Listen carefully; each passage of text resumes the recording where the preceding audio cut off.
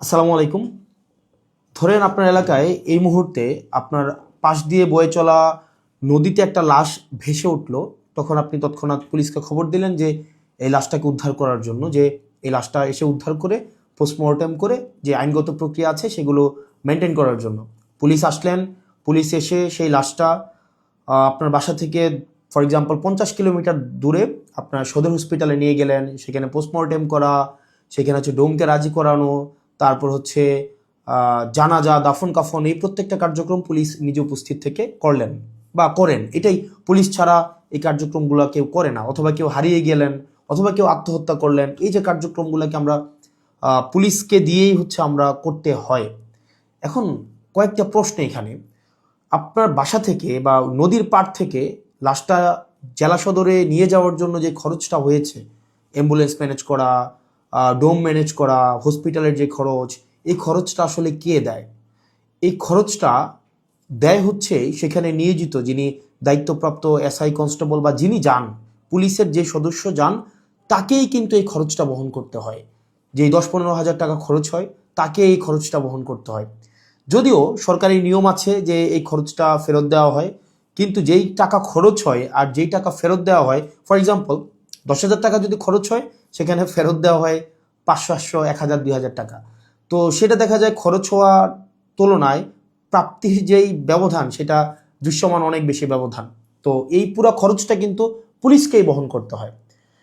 দ্বিতীয়ত হচ্ছে, আপনি যদি আপনার এলাকার থানাগুলাতে যান, থানাগুলাতে গিয়ে যদি দেখেন যে আপনার এলাকার এসআই, কনস্টেবল বা আপনার যারা সেবা দিয়ে থাকেন যে পুলিশগুলা কোন ধরনের পরিবেশে থাকেন, আপনি বিশ্বাস করেন, যদি আপনি ওই পরিবেশটা দেখেন, আমরা ইউনিভার্সিটিতে যেভাবে গণরুমে ছিলাম, এক রুমে গাদাগাদি করে অনেকজন, ফ্লোরিং করা, শুধুমাত্র তোষকটা থাকতো, উপরে ফ্যান নাই, যথাযথ পয় নিষ্কাশন ব্যবস্থা নাই, তারপরে হচ্ছে ভেন্টিলেশন সিস্টেম নাই। একটা মানবীয় জীবন বলতে যেটা বোঝায়, আপনার থানাগুলোতে পুলিশরা সেই ধরনের পরিবেশে থাকে। এখন একটা পুলিশ আপনার ডিউটি করে এসে রাতে যদি এই ধরনের একটা পরিবেশে ঘুমায়, আমরা কি তার কাছ থেকে প্রত্যাশিত সেবা আমরা কিভাবে এক্সপেক্ট করব? মানে এটা এটা একটা মানবীয় জীবন থানাগুলাতে আসলে পুলিশের জন্য ব্যবস্থা করা হয়েছে। এত বছরেও পুলিশ এই সেবাগুলোতে, এই মৌল মানবিক পুলিশের যেই বেসিক যে সেবাগুলা, সেগুলো এখনো পর্যন্ত কিন্তু সংস্কার করা হয়নি। তৃতীয়ত, সবচেয়ে গুরুত্বপূর্ণ এবং তৃতীয়ত যেই অসুবিধাটি আমি থানাতে দেখলাম এই কয়েক মাসে, সেটা হচ্ছে আপনার থানা থেকে একটা অপরাধ কার্যক্রম সংগঠিত হয়, ফর এক্সাম্পল 15 কিলোমিটার, 20 কিলোমিটার দূরে। একদিনে অনেকগুলো অপরাধ কার্যক্রম সংগঠিত একটা থানায় হতে পারে। পারিবারিক কলহ, মাদকের সমস্যা, ছিনতাই, ডাকাতি, চুরি, একাধিক সমস্যা সেখানে ঘটতে পারে। এখন প্রশ্ন হচ্ছে, একটা থানায় যদি আমার 16-17টা ইউনিয়ন, 20টা ইউনিয়ন, কোনো কোনো জায়গায় তারও বেশি ইউনিয়ন, প্রত্যেকটা জায়গায় যদি কোনো ধরনের অপরাধ কার্যক্রম সংঘটিত হয়, ধরি 10টা জায়গায় সংঘটিত হইলো বা 5টা জায়গায় সংঘটিত হইলো, আমার এই 5টা জায়গায় কিন্তু তাৎক্ষণিক রেসপন্স করতে হয়। এখন তাৎক্ষণিক যদি আমরা রেসপন্স করতে চাই, সেই জায়গাগুলোতে পৌঁছাইতে অবশ্যই অবশ্যই আমাদের গাড়ির প্রয়োজন। মানে গাড়ি ছাড়া পায়ে হেঁটে তো নিশ্চয়ই এই ধরনের কার্যক্রমগুলোতে কখনোই পুলিশ তড়িৎ কোনো সিদ্ধান্ত বা তড়িৎ কোনো অ্যাকশন নিতে পারে না। কিন্তু আপনি যদি থানাগুলো যান, দেখবেন কোনো থানায় 10টা গাড়ির প্রয়োজন, 6টা গাড়ির প্রয়োজন, সেখানে থানাকে দেওয়া হয়েছে 1টা গাড়ি, 2টা গাড়ি। এখন পুলিশ তো আর বাসায় বসে থাকে না। আপনি কল দিলেন যে এখানে ঝামেলা হয়েছে, মানুষ মারা গিয়েছে, চুরি হয়েছে, খুন হয়েছে, পুলিশ কিন্তু আসতে হয়। তাহলে পুলিশ কিভাবে আসে? পুলিশ দেখা যায় একটা ভ্যান ভাড়া করে, একটা অটো ভাড়া করে, অথবা দেখা যায় একটা লেগুনা ভাড়া করে, সেইটা করে কিন্তু তাকে যেতে হয়।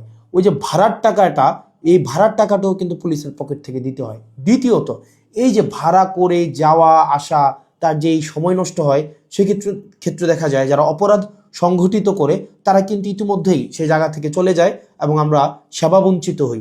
সেজন্য আপনি যদি পুলিশকে যুগোপযোগী করতে চান, পুলিশকে যদি আপনি হচ্ছে তার সেবা তাৎক্ষণিক জনগণের কাছে পৌঁছাইতে চান, অবশ্যই অবশ্যই তার ট্রান্সপোর্টেশন ব্যবস্থাটা অবশ্যই অবশ্যই যথাযথভাবে করতে হবে। আপনি পুলিশকে ট্রান্সপোর্টেশনের গাড়ি দিবেন না। গাড়ি বলতে এখানে একটা পুলিশকে একটা গাড়ি, এটা বোঝানো হয় নাই। একটা কাভার্ড ভ্যান দেন, একটা 10টা পুলিশ একসাথে মুভ করতে পারে।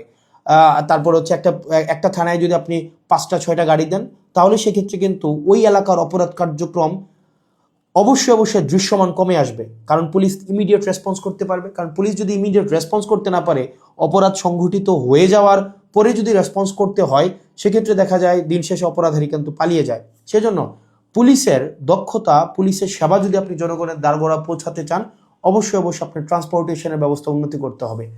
এখন আমাদের বর্তমান বিদ্যমান যে পুলিশ ব্যবস্থা রয়েছে, এই পুলিশ ব্যবস্থার থানাগুলোতে, আমি থানাগুলোর কথা বলবো, থানাগুলোতে তাদের অ্যাকোমোডেশন সমস্যা, তাদের বাসা, তাদের থাকার জায়গা নাই ঠিকঠাকভাবে, গণরুমের মতো তাদেরকে থাকতে হয়, এবং তাদেরকে যে বেতন দেওয়া হয়, এই বেতন দিয়ে যে একটা স্বাভাবিক জীবনযাপন করবে সেটা কোনোভাবেই সম্ভব না।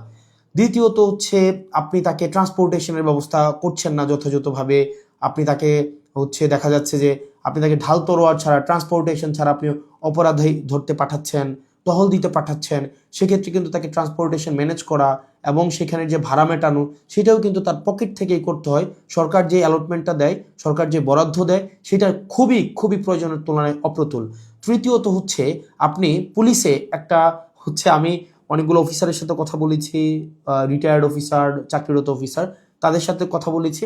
পুলিশে ম্যানেজ করে নাও একটা কালচার আছে, ম্যানেজ করে নাও একটা কালচার। ফর এক্সাম্পল, আপনি কনস্টেবলকে পাঠাইলেন কোনো একটা জায়গায় আসামি ধরার জন্য, সেখানে 5,000 টাকা খরচ হবে যে আসামিটা ধরতে, ট্রান্সপোর্টেশন কস্ট বা তদন্ত এই জায়গাগুলোতে। তখন কনস্টেবল তার ঊর্ধ্বতন কর্মকর্তাকে উনি বললেন যে স্যার টাকা কোথায় পাবো? তখন বলে ম্যানেজ করে নাও। এখন ম্যানেজ করে নেওয়া অর্থ, সেটা নিশ্চয়ই আমরা বুঝেছি ম্যানেজ করে নেওয়া বলতে কি বোঝাচ্ছে। এবং আরও শঙ্কার বিষয় সেটা পুলিশের অনেক বড় বড় প্রোগ্রাম হয়। এই প্রোগ্রামে অনেক ক্ষেত্রে, সব ক্ষেত্রে না, কিছু কিছু প্রোগ্রাম আগে হতো, এখন বর্তমানে আছে কিনা এটা আপনারা জানাবেন। আগে এরকম নাকি হতো, পুলিশের অনেকেই জানিয়েছে এরকম নাকি হতো, একটা বড় প্রোগ্রাম হবে, এই প্রোগ্রামে দেখা যায় ঊর্ধ্বতন কর্মকর্তারা অধীনস্থ কর্মকর্তাদের ভাগ করে দিত যে খাবারের দায়িত্বটা তোমার, ডেকোরেশনের দায়িত্বটা তোমার, লাইটিংয়ের দায়িত্বটা তোমার। তো এখন টাকা আসবে কোন জায়গা থেকে? ম্যানেজ করে নাও। তো দেখা যায় অধস্তন কর্মকর্তারা সেটাকে ম্যানেজ করে নিতেন। তো নিশ্চয়ই ম্যানেজ করাটা সরকারের দায়িত্ব, ম্যানেজ করা তো অবশ্যই কোনো কর্মকর্তা কর্মচারীর দায়িত্ব না। কিন্তু দেখা যায় অধিকাংশ ক্ষেত্রেই সরকার যে বাজেট বরাদ্দ দেয় পুলিশকে, এবং যেই পরিমাণ পুলিশের প্রয়োজনীয়তাটা, যেই পরিমাণ আমরা দেখলাম ল অ্যান্ড অর্ডার রিস্টোর করার ক্ষেত্রে, সামাজিক শৃঙ্খলা বজায় রাখার ক্ষেত্রে, শুধু যে গুম খুন এগুলো নিরসনের ক্ষেত্রে পুলিশের অবদান বা পুলিশের কার্যক্রম বিষয়টা এমন না। স্বাভাবিক শান্তি শৃঙ্খলা, নিরাপত্তা, জীবনমালের নিরাপত্তা নিশ্চিত করার ক্ষেত্রে কিন্তু পুলিশের স্বাভাবিক অনেক ধরনের কার্যক্রম হয়। আপনার পরীক্ষার ডিউটি থেকে শুরু করে অনেক ধরনের কার্যক্রম হয়, এবং পুলিশেরকে আরও বিভিন্ন কাজে ব্যবহার করা হয়। যেমন এটা খুবই খুবই, আমি পার্সোনালি এই জিনিসটাকে আমি সবার সামনেই বলছি, এই জিনিসটাকে আমি পার্সোনালি এই জিনিসটাকে কখনোই ওয়েলকাম করব না। অপ্রয়োজনীয় প্রোটোকল দেওয়া, যে যদি এলাকায় এমপি যায়, পুলিশকে দেখা যায় প্রোটোকল দিতে, অপ্রয়োজনীয়। দেখা যায় ওসিকে আমরা অতীতেও দেখেছি, ওসি সবসময় আপনার এমপির সাথে সাথে থাকতে হয়, থাকেই থানায় একটা গাড়ি। এখন একটা গাড়ি নিয়ে যদি আপনার ওসি বা অন্য কর্মকর্তারা আপনার এমপির সাথে সারাদিন ব্যাপী থাকতে হয়, যেখানে যায় সেখানে যেতে হয়, তাহলে ওসিও কিন্তু তার স্বাভাবিক থানা কার্যক্রম করতে পারে না, সাধারণ মানুষ সেবা বঞ্চিত হয়। একই সাথে সাথে যে একটা গাড়ির, এই গাড়িটাও কিন্তু অপচয় হয়। সেজন্য, এবং আপনারা জেনে থাকবেন যে এমপির সাথে পুলিশ সবসময় থাকে, কিন্তু এটা কিন্তু কোনো নিয়মে নাই, কোনো প্রোটোকলে নাই। এমপির সাথে পুলিশ থাকবে, এটার কোনো প্রোটোকল নাই, কোনো প্রোটোকলেই নাই। এটা আগে রাজনৈতিক যে কালচার ছিল, রাজনৈতিক কালচারে পুলিশ এমপির একটু নজরে পড়ার জন্য বা একটু স্বাভাবিকভাবে এই কার্যক্রমগুলো, পুলিশকে রাজনীতিকীকরণ হওয়ার কারণে পুলিশ যে স্বপ্রণোদিত হয়ে সব ক্ষেত্রে করেছে বিষয়টা এমন না, পুলিশকে করতে বাধ্য করা হয়েছে ক্ষেত্র বিশেষে। তো সেজন্য আমরা যদি পুলিশের সেবাটাকে জনগণের দোরগোড়ায় পৌঁছাতে চাই, আমরা যদি চাই জনগণ যথাযথভাবে পুলিশের সেবাটা পাক, তাহলে কিন্তু অবশ্যই আপনি পুলিশের, বিশেষ করে থানা পর্যায়ের থানা পুলিশের, কারণ সবচেয়ে বেশি কিন্তু থানায় পুলিশকে সাধারণ মানুষ দেয়, আপনি থানার পুলিশের অবশ্যই আপনি তার আবাসন ব্যবস্থা নিশ্চিত করতে হবে, যথাযথভাবে তার বিশ্রামের পরিবেশ আপনি নিশ্চিত করতে হবে, নিরাপদ পানির ব্যবস্থা নিশ্চিত করতে হবে, খাবারের ব্যবস্থা নিশ্চিত করতে হবে, এবং তার ডিউটির এখানে একটা প্রোটোকল আপনার নিশ্চিত করতে হবে। আপনি 24/7 একটা মানুষ কখনোই, একটা স্বাভাবিক মানুষ স্বাভাবিকভাবে কখনোই ডিউটি করতে পারে না। 2 নম্বর বিষয় হচ্ছে ট্রান্সপোর্টেশনের ব্যবস্থাটাকে আপনি নিশ্চিত করতে হবে। একটা থানায় একটা গাড়ি দিয়ে একটা থানা কখনোই চলতে পারে না, 2টা গাড়ি দিয়ে একটা থানা কখনোই চলতে পারে না। আপনি পুলিশের উপর চাপিয়ে দেবেন যে ম্যানেজ করে নাও। পুলিশ যখন ম্যানেজ করতে যাবে, তখনই কিন্তু জনগণ পুলিশের একটা সাংঘর্ষিক অবস্থা তৈরি হয়। তখনই উৎকোচ গ্রহণের এক ধরনের বৈধতা মানসিকভাবে উৎপাদিত হয়। সেজন্য আমরা পুলিশকে এই ম্যানেজ করে নেওয়ার প্রবণতায় না ঠেলে দিয়ে সরকারের কাছে এই বিষয়গুলো নিয়ে আমাদের আহ্বান থাকবে বাজেট বৃদ্ধি করা, এবং সেগুলোর হচ্ছে আমাদের যে টেকনিক্যাল জায়গায় আমাদের রিসোর্স সেখানে হচ্ছে আমাদের ইনস্টল করতে হবে। তৃতীয়ত তার মানে অ্যাকোমোডেশন, তারপর হচ্ছে ট্রান্সপোর্টেশন, আর হচ্ছে 3 নাম্বার যেটা হচ্ছে অযাচিত যেই রাজনীতিকীকরণের যে বিষয়টি রয়েছে সেটি থেকেও পুলিশকে আমাদের মুক্তি দিতে হবে। সাধারণ জনগণ এবং পুলিশের মাঝখানে কোনো মধ্যস্বত্বভোগী থাকা কখনোই উচিত না।